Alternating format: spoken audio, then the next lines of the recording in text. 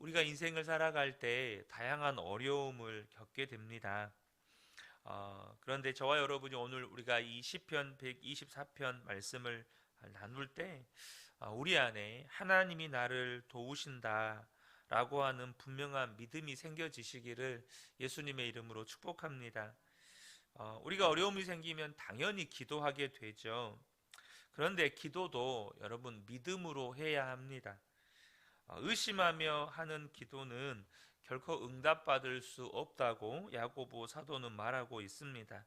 야고보서 1장 6절 7절을 보면 오직 믿음으로 구하고 조금 더 의심하지 말라. 의심하는 자는 마치 바람에 밀려 요동하는 바다 물결 같으니 이런 사람은 무엇이든지 주께 얻기를 생각하지 말라 라고 말씀하죠. 성도님들 안에 있는 고민 가운데 하나가 기도는 하지만 믿음이 안 생기는 것을 어떻게 합니까? 이런 곤혹스러움이 있을 때가 있죠. 시편 124편 말씀을 함께 나누면서 믿음의 분명한 답을 주시고 마음에 분명한 답을 주시고 또 믿음으로 기도하는 것, 믿음에 견고하게 서는 것이 무엇인지 명확하게 알게 되시기를 축복합니다. 이 시편 124편은 다윗의 시입니다. 다윗의 시대는 여러분 잘 아시는 것처럼 이스라엘 역사 가운데 가장 강대했던 시대였습니다. 어떻게 해서 다윗은 그런 강대한 나라를 이룰 수 있었을까요? 그것은 다윗의 믿음에 있었습니다. 다윗은 정말 대단한 믿음의 사람이죠. 오늘 이 시편 124편에서 다윗은 이스라엘 백성들에게 한 가지를 기억나게 합니다. 1절을 보면 이스라엘아 대답해 보아라. 주님께서 우리 편이 아니하셨다면 우리가 어떠하였겠느냐. 지금 다윗이 이스라엘 백성들에게 주님이 우리 편이셨다. 주님이 우리 편이 아니했다면 우리가 어떤 일을 겪었겠느냐라고 이렇게 질문하면서 주님이 우리 편이신 것에 대해서 이스라엘 백성들에게 기억하게 하고 또 그것을 믿도록 지금 촉구하고 있는 것입니다. 다윗이 이 질문을 한 것은 이스라엘 백성이 놀라운 구원을 받은 것에 대해서 지금 말하려고 하는 것입니다. 하나님이 이스라엘 편이 아니었다면 이스라엘은 존재하지도 않은 민족이 되었을 거라는 거죠. 그들이 출애굽할 때 어떤 상황에 직면합니까? 홍해가 그 앞을 가로막고 뒤에는 바로의 군대가 죽이려고 쫓아오고 있었던 그런 상황이었습니다. 그러니까 꼼짝없이 그곳에서 다 죽을 수밖에 없는 형편에 처한 거죠. 그때 하나님께서 어떤 일을 행하셨습니까? 바로 홍해바다를 가르시고 그들을 구원하셨습니다. 이스라엘을 쫓아오는 모든 애굽의 군대를 홍해에다가 수장시키셨죠. 그래서 그 내용을 2절부터 5절까지를 지금 말씀하고 있습니다. 주님께서 우리 편이 아니셨다면 원수들이 우리를 치러 일어났을 때에 원수들이 우리에게 큰 분노를 터뜨려서 우리를 산채로 집어 삼켰을 것이며 물이 우리를 덮어 홍수가 우리를 휩쓸어 갔을 것이며 넘치는 물결이 우리의 영혼을 삼키고 말았을 것이다. 지금 이스라엘 백성들이 홍해 앞에서 하나님께서 애굽의 군대를 진멸하시고 이스라엘 백성들을 홍해를 마른 땅을 걷게 하신 사건을 기록하고 있는 것입니다. 이스라엘은 정말 상상할 수 없는 엄청난 구원을 받은 민족입니다. 그런데 안타까운 것은 다윗이 볼 때 안타까운 게 뭐냐면 이 이스라엘 백성들이 조금만 어려움이 생기고 누가 공격해 오고 하면 그렇게 염려하고 두려워하는 것입니다. 다윗의 시대가 전쟁의 시대 아니었겠습니까? 주변 민족들이나 주변 나라들이 쳐들어오면 그 큰 구원을 경험한 이스라엘 백성들이 두려워 떠는 거예요. 왜 너희들이 이런 엄청난 구원을 받은 민족이라는 사실을 기억하지 못하느냐? 하나님이 그 절대절명의 순간에 바다를 가르시고 우리를 구원해 주시기까지 하셨는데 우리를 그대로 내버려 두시겠느냐? 두려워할 것이 아니고 하나님을 찬송해라. 지금 이렇게 촉구하는 겁니다. 6절에 보면 우리를 원수의 이에 찢길 먹이가 되지 않게 하신 주님을 찬송하여라. 그렇게 다윗이 아주 강하게 이스라엘 백성들에게 권면의 말씀을 한 것이 이 시편 124편입니다. 여러분, 다윗의 믿음의 비밀은 어디에 있었을까요? 그것은 다윗이 과거에 하나님께서 구원하신 사건에 대해서 항상 기억하고 있었다는 것입니다. 잘 아시는 것처럼 소년 다윗이 골리앗과 싸운 사건은 유명합니다. 그때 기록을 보면 다윗은 골리앗 앞에 섰을 때 자기가 이긴다는 확신이 있었습니다. 소년 다윗이 구척 장신 골리앗 앞에 섰는데 다윗은 자기가 이긴다고 확신한 것이에요.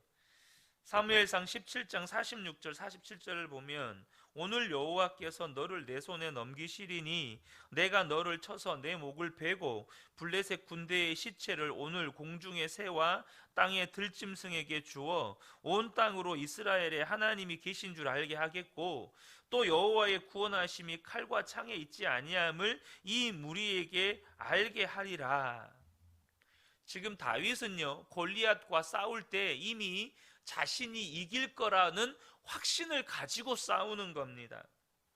도대체 이런 믿음이 어떻게 가능할까요? 하나님을 믿었기 때문에 가능한 것입니까? 여러분, 그러면 사울왕은 하나님 안 믿었습니까? 다윗의 형들은 하나님을 안 믿었습니까? 다 하나님 믿었어요. 근데 그들은 골리앗과 싸워서 이길 거라는 확신이 없었습니다. 그들은 골리앗 앞에서 두려워 떨었어요. 그런데 소년 다윗은 어떻게 이렇게 당당할 수 있었습니까? 사울왕이 다윗이 싸우러 나간다고 하는 것이 믿업지가 못하니까 다윗이 사울왕에게 한 이야기가 있습니다. 사무엘상 17장 34절에서 36절입니다. 주의 종이 아버지 양을 지킬 때에 사자나 곰이 와서 양떼에서 새끼를 물어가면 내가 따라가서 그것을 치고 그 입에서 새끼를 건져내었고 그것이 일어나 나를 해하고자 하면 내가 그 수염을 잡고 그것을 쳐 죽였나이다. 주의 종이 사자와 곰도 쳤은즉 살아계시는 하나님의 군대를 모욕한 이 할례받지 않은 블레셋 사람이니까 그가 그 짐승의 하나와 같이 되리이다. 다윗은 자기가 목동일 때 하나님이 자신을 곰과 사자로부터 지켜주셨다는 사실을 기억하고 있었기 때문에 골리앗이 아무것도 아닌 것이 되는 것입니다. 하나님이 나를 도와주실 것이라고 이미 과거에 하나님께서 나를 곰과 사자로부터 지켜주셨다는 것을 기억하고 골리앗으로부터도 나를 지키시고 승리하게 하실 것을 믿은 것입니다. 과거의 구원에 대한 기억이 현재 어려움 앞에서 내 믿음을 좌우하는 거예요. 아브라함이 이삭을 바치라는 하나님의 말씀에 순종을 합니다. 어떻게 그럴 수 있었습니까? 이유는 100세의 아들을 낳은 기억 때문입니다. 아브라함은 자기의 몸이 죽은 것 같음을 알았어요.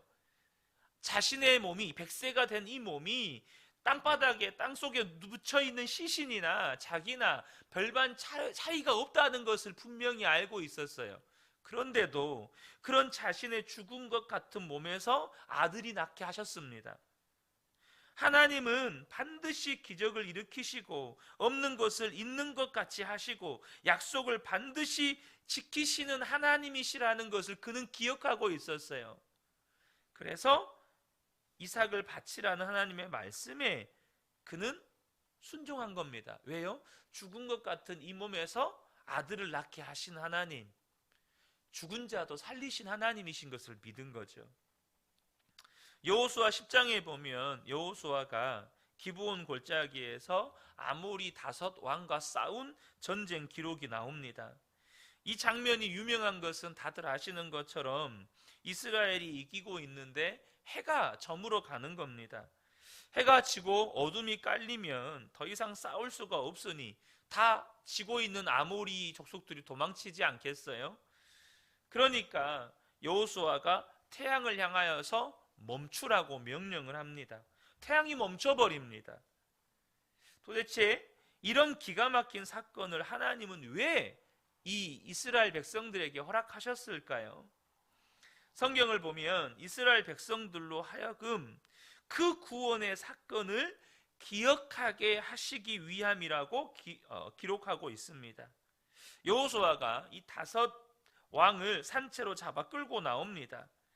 이스라엘 백성들 앞에서 그 왕들을 바닥에다 다 넘어뜨리고 이스라엘 군대의 지휘관들을 나오라고 부릅니다. 그리고 지휘관들이 나와서 5 왕들의 목을 발로 밟습니다. 왜 이런 퍼포먼스 같은 일을 하게 하셨을까요? 그것은 기억하게 하시기 위함입니다. 이제 가나안 땅에서 계속해서 정복 전쟁을 해갈 때 두려워하지 말라는 거예요. 어떤 상대를 만나도 겁내지 말라는 거예요. 하나님께서 지금 이 아모리의 5 왕의 목을 밟게 하신 것처럼 너희들을 도와주실 것이고 반드시 이기게 하실 것이다 라는 그런 교훈을 주기 위함이었습니다. 여호수아 10장 25절을 보면 여호수아가 그들에게 이르되 두려워하지 말며 놀라지 말고 강하고 담대하라. 너희가 맞서 싸우는 모든 대적에게 여호와께서 이와 같이 하시리라. 하나님이 우리 가운데 이런 놀라운 구원을 행하십니다. 그런데 여러분 기억하셔야 돼요. 하나님이 그런 놀라운 구원을 행하셨어도 내가 기억하지 않으면 내게 아무런 힘이 없다는 겁니다. 또 어려운 일이 생기고 문제가 일어나면 그만 가슴이 무너지고 주저앉고 두려워하고 염려하게 돼요. 다윗이 지금 이스라엘 백성들을 향하여서 가진 답답함이 이것이었습니다. 그 놀라운 구원을 경험했어도 오늘의 문제 앞에서 두려워하고 염려하고 근심하고 어떻게 할 줄을 모르는 이스라엘 백성들을 보면서 너무 답답한 거예요. 그래서 하나님께서 이스라엘 백성들에게 명령하신 것 가운데 하나가 뭐냐 하면 유월절을 지키라는 것이었습니다. 여러분, 모세가 이스라엘 백성들을 이끌고 홍해를 건넌 지 벌써 4,000년이 지났습니다. 그런데 이스라엘 백성들은 지금도 유월절을 지킵니다. 하나님의 뜻이 무엇일까요? 기억하게 하는 것입니다. 우리는 바다를 가르고 하나님이 구원한 백성이다. 그러니 어떤 두려움도 어려움도 없는 것이죠. 지금도 이스라엘 백성들이 유월절을 지키는 것을 보면 한 주간 텐트 생활을 합니다. 그리고 유월절 음식은 누룩을 넣지 않은 떡이라고 해서 그냥 과자처럼 부스러지는 빵을 먹습니다. 아이들이 물을 수밖에 없죠. 왜 이렇게 해야 합니까? 왜 이렇게 맛없는 이렇게 부스러기 같은 빵을 먹어야 되고 좋은 침대 놔두고 왜 이 밖에서 텐트에서 자야 됩니까? 그때마다 아버지가 유월절 이야기를 해주는 거예요. 우리는 하나님이 이렇게 해서 구원받은 백성이야. 매해마다 똑같은 이야기를 자녀들에게 해줍니다. 그러니까 이스라엘 백성들은 머리에 아주 박혀 있습니다. 우리는 하나님이 홍해를 가르시고 기적적으로 구원해 주신 백성이다. 그러니까 지금 이스라엘이 강할 수밖에 없는 그 밑바탕에는 그런 하나님의 구원에 대한 기억을 가진 신앙이 있다는 겁니다. 근데 여러분 아십니까? 지금 이스라엘 백성들, 유대인들이 가진 신앙은 잘못된 신앙이잖아요. 그릇된 신앙입니다. 그러나 그들이 가지고 있는 신앙의 원리는 성경적이에요. 하나님이 행하신 구원을 기억하라. 하나님이 너희들을 구원하신 이 놀라운 구원의 역사를 기억하라. 그 성경의 원리만 쫓아가도 이스라엘은 강력한 나라가 됩니다. 여러분, 근데 여러분이 아셔야 되는데 이스라엘 백성들에게 유월절이 있다면 우리는 그것보다 더 큰 구원의 사건을 가지고 있습니다. 하나님께서 우리를 지옥에서 건지시려고 사람이 되셨습니다. 성육신 하셨어요. 하나님이 우리를 구원하시려고 당신의 독생자를 아끼지 않으시고 십자가에 죽게 하셨습니다. 예수님은 당신의 보배 피를 흘리시고 우리의 모든 죄를 사하셨습니다. 그리고 사흘 만에 부활하시고 승천하신 후에 성령으로 지금 우리 안에 함께 계십니다. 이스라엘 백성을 홍해를 가르셔서 구원하신 일도 놀라운 일이지만 하나님이 사람이 되셔서 우리를 대신해서 십자가에서 죽으시고 우리를 구원하시고 지금 우리 안에 오신 사건과는 비교가 안 되는 사건입니다. 여러분, 출애굽 사건은요, 예수님의 십자가 사건의 예표에 불과합니다. 진짜는 예수님의 성육신과 이 십자가 구원의 사건이에요. 출애굽 사건은 이 십자가 사건의 그림자에 불과해요. 실체는 이 십자가 사건이라는 겁니다. 그런데 우리는 그런 구원을 받은 사람들입니다. 이것은 엄청난 것이죠. 저와 여러분이 이 사실에 대해서 분명하게 믿게 되면 우리가 살아가는 동안에 겪는 수많은 사건에 대한 두려움이 없어지는 겁니다. 도대체 내가 어떤 사람인데 하나님이 독생자로 십자가에 못 박게 하시고 구원하신 사람인데, 나는 이제 예수님과 한 몸이 된 사람인데, 예수님이 내 안에 계셔서 지금 예수님이 나와 함께 날마다 동행하고 계시는 사람인데, 이 사실을 정말로 기억하고 믿고 있다면 우리는 세상 살아가는 동안에 두려울 일이 없어지게 되는 겁니다. 여러분, 이 믿음이 없으면 사람은 나이를 먹는 것조차도 못 견뎌요. 예수님이 내 안에 계시다는 믿음이 없으면 사람은 나이를 먹고 병들고 죽어간다는 사실조차도 견딜 수 없는 두려움이 되는 겁니다. 우리가 매 주일마다 예배를 드립니다. 왜 예배를 드리죠? 우리가 주일마다 예배를 드리면서 무엇을 합니까? 예수님의 십자가 구원을 고백하고 찬양하는 겁니다. 그게 핵심이에요. 예수님의 십자가 구원, 그것에 대해서 감사하고 찬양하고 말씀으로 다시 한번 십자가 구원을 나누고, 하나님의 계획이 무엇이겠습니까? 우리가 십자가에서 구원받은 자라는 사실을 잊어버리지 말라는 겁니다. 하나님이 우리를 얼마나 사랑하시는지를 절대 잊어버리지 말라는 거예요. 예수님이 나를 위해 십자가에서 피 흘려 주시기까지 하셨다는 사실을 잊지 말라는 것입니다. 지금도 예수님이 나와 함께 계시다는 사실을 잊지 말라는 거예요. 그리고 이제 한 주간 가정과 일터와 직장에서 사는 동안에 하나님이 나를 위해서 십자가에서 대신해서 죽으셨다. 독생자까지 아끼지 않으시고 하나님께서 놀라운 사랑을 내게 주셨다. 그 확신 가지고 내 삶에 만나는 모든 문제를 다시 보라는 겁니다.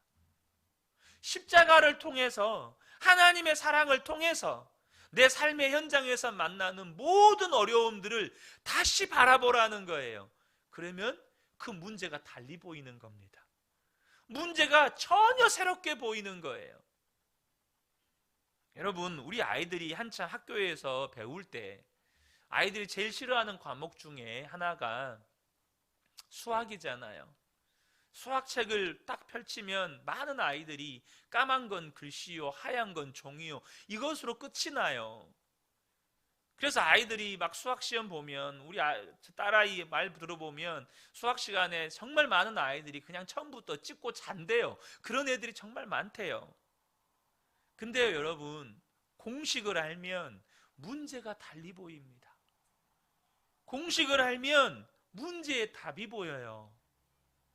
우리가 십자가를 알고 십자가에서 입증된 하나님의 사랑을 알고 하나님께서 나를 구원하신 그 놀라운 구원의 사건을 알면 우리의 삶의 모든 문제는 달리 보이는 겁니다.